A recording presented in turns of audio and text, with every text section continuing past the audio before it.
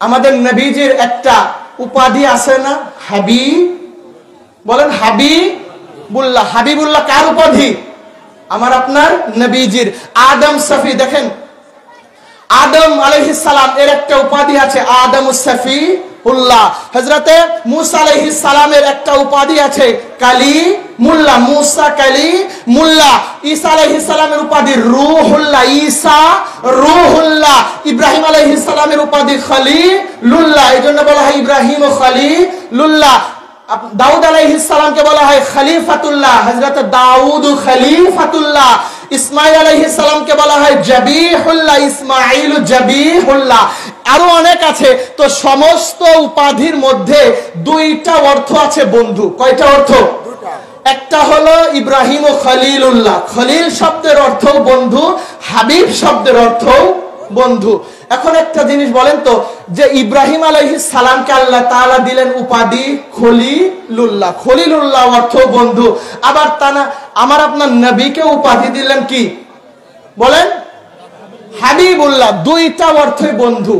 তাহলে ইব্রাহিম আলাইহিস সালামকে যে উপাধি দিয়েছেন, আমার আপনার নবীকে সেই উপাধি দিতে পারতেন না? পারতেন কি পারতেন না? বুঝতেছেন না? পারতো কি না? পারতো। জোরে বলেন। কারণ আল্লাহ তাআলা পারে না এমন কিছু আছে? আর একই সাথে তো দুই নবী আসে নাই, আসে যে ইব্রাহিম আলাইহিস সালাম আর আখিরি জামানার নবী দুইজন একসাথে আসছে, দুইজনকেই যদি হাবিবুল্লাহ উপাধি দিয়ে দেয় পেছ লেগে যাবে। এরকম হয়েছে? কোথায় ইব্রাহিম আলাইহিস সালামের যুগ আর কোথায় আমার আপনার নবীর যুগ? দুইটা যদি একই দিত, যে হযরতে ইব্রাহিম ও খলিলুল্লাহ, হযরতে মুহাম্মদুর রাসূলুল্লাহ তানার উপাধিও খলিলুল্লাহ দিতে পার, আল্লাহ তাআলা দিলে কি কোনো সমস্যা ছিল? ছিল বলেন? ছিল না। কিন্তু কেন দেয় নাই? কাহিনী আছে কি নাই? কারণ আছে কি নাই? এখন আসেন, কারণটা হলো দুইটা অর্থই বন্ধু। হাবিব অর্থ বন্ধু, খলিল অর্থ বন্ধু। দুইটা শব্দের অর্থই বন্ধু, কিন্তু দুইটা অর্থের মধ্যে আসমান জমিন পার্থক্য আছে। বলেন সুবহানাল্লাহ। আসমান জমিন পার্থক্য আছে। খলিল বলা হয় সেই বন্ধুকে, একবার খেয়াল করে শুনেন, সুবহানাল্লাহ যদি আসতে কইছেন না, চিন্নি কিন্তু যাওয়ার সময় দেওয়া হবে না। একেবারে ঠান্ডা মাথায়, দুইজনের নামই অর্থ কি? বন্ধু। একজন খলিল আর একজন হাবিব।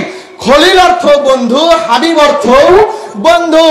খলিলুল্লাহ বলা হয় তানাকে, যেই ব্যক্তি খলিল ওই বন্ধুকেই বলা হয় যেই বন্ধু সব সময়ের জন্য তার রবকে খুশি করতে চায়। খলিলুল্লাহ বলা হয় তাকেই, যেই বন্ধু সব সময়ের জন্য উঠা বসায় চলাফেরায় সব সময়ের জন্য রাজি খুশি করাইতে চায় তার আল্লাহকে, তার রবকে, তাকেই বলা হয় হলো খলিলুল্লাহ। আর হাবিবুল্লাহ অর্থ যে বন্ধু, হাবিবুল্লাহ তারাকেই বলা হয় আল্লাহ তাআলা সব সময় যে বন্ধুর রাজি খুশি চায়। পার্থক্য আছে না নাই? হাবিবুল্লাহ বলা হয় যেই বন্ধু সব সময় স্রষ্টাকে রাজি খুশি করাইতে চায়, তার নাম হলো হাবিবুল্লাহ, খলিলুল্লাহ। আর হাবিবুল্লাহ বলা হয় তানাকে জানাকে খুশি করার জন্য স্বয়ং স্রষ্টা নিজে সবসময় কাজ করে। এখন বলবেন যে আল্লাহ তাআলা যেই ইব্রাহিম আলাইহিস সালামকে যে হাবিবুল্লাহ উপাধিটা দিলেন, এর পিছনে একটা কারণ আছে, আছে কি নাই? আমাদের যেটা ধারণা আছে সেটাই আমরা বলবো। সেটা কি বলবেন? যে আল্লাহ তাআলার এই ইসলামকে জিন্দা করার জন্য ইব্রাহিম আলাইহিস সালাম আগুনের মধ্যে গেছে। মিথ্যা কথা বলেন? সত্য না? আল্লাহ তাআলার এই ইসলামকে জীবিত করার জন্য কি করেছে? ইব্রাহিম আলাইহিস সালামকে নমরুদ ওই আগুনের কুণ্ডের মধ্যে ফেলাই নাই? ফেলাই নাই? ফেলাইছে। তো আগুন কি পুড়াইতে পারছে? পুড়াইতে পারে নাই। আল্লাহ তাআলা বরং আগুনকে বলেছেন কুলনা ইয়া নার কুনি বারদান ওয়া সালামান আলা ইব্রাহিম, ও আগুন তোমার মধ্যে আমার বন্ধু গিয়েছে, ইব্রাহিমের জন্য তুমি শান্তিদায়ক হয়ে যাও। এটা গেল। দ্বিতীয়ত তার সন্তান ইসমাইলকে কুরবানি করেছে। কি? ইসমাইলকে কুরবানি করার জন্য সে আপনার ময়দানে চলে গিয়েছে। তো যখন আপনি এই কাজটা আপনি বলবেন যে ইব্রাহিম আলাইহিস সালাম আগুনের মধ্যে গিয়েছে, আবার আপনার ইসমাইল আলাইহিস সালাম কতল হতে গিয়েছেন, এই জন্যই হয়তোবা খলিলুল্লাহ বলা হয়েছে। যদি এটাই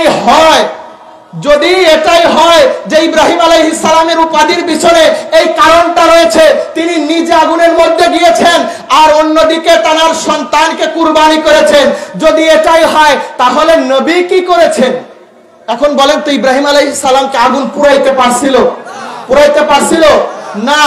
এটা যদি ইব্রাহিম আলাইহিস সালামের কারণ হয়, তখন আমরাও বলবো যে ইব্রাহিম আলাইহিস সালামকে এই ইসলামের জন্য কষ্ট করতে হয়েছে, আগুনের মধ্যে গিয়ে যাওয়া হয়েছে, আগুনের মধ্যে তার একটা পশমা পুরাইতে পারে নাই, কিন্তু এই দিন ইসলামের জন্যই নবী রাহমাতুল লিল আলামিন উহুদের ময়দানে দান মুবারক শহীদ করে দিয়েছেন।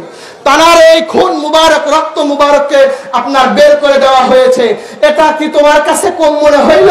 আবার যদি মনে করো যে ইসমাইলের কতল হওয়ার জন্য, কুরবানি হওয়ার জন্য তিনি অনেক বড়, তাহলে এই ইসলামকে জিন্দা করার জন্য নবী রাহমাতুল লিল আলামিন 61 হিজরি 10ই মুহররমে কলিজার টুকরাদেরকে কি শহীদ করে দেয় নাই? ইব্রাহিম আলাইহিস সালামের কলিজার টুকরা সন্তান শহীদ হয় নাই, কিন্তু নবীজির কলিজার টুকরা সন্তানরা এই ইসলামের জন্যই কারবালার ময়দানে শহীদ হয়ে গিয়েছে। তাইলে ইব্রাহিম আলাইহিস সালাম যদি আপনার খলিলুল্লাহ উপাধি পায়, তার বন্ধুর পাওয়ারটা, যার ভালোবাসা যেমন তার ভালোবাসার পাওয়ারটাও তেমন। ইব্রাহিম আলাইহিস সালামের যদি এই কিছু করার কারণে, এত কিছু করার কারণে যদি খলিলুল্লাহ উপাধি হয়, নবীজি সমস্ত কিছু করার কারণে হাবিবুল্লাহ উপাধি দিলে সমস্যা আছে?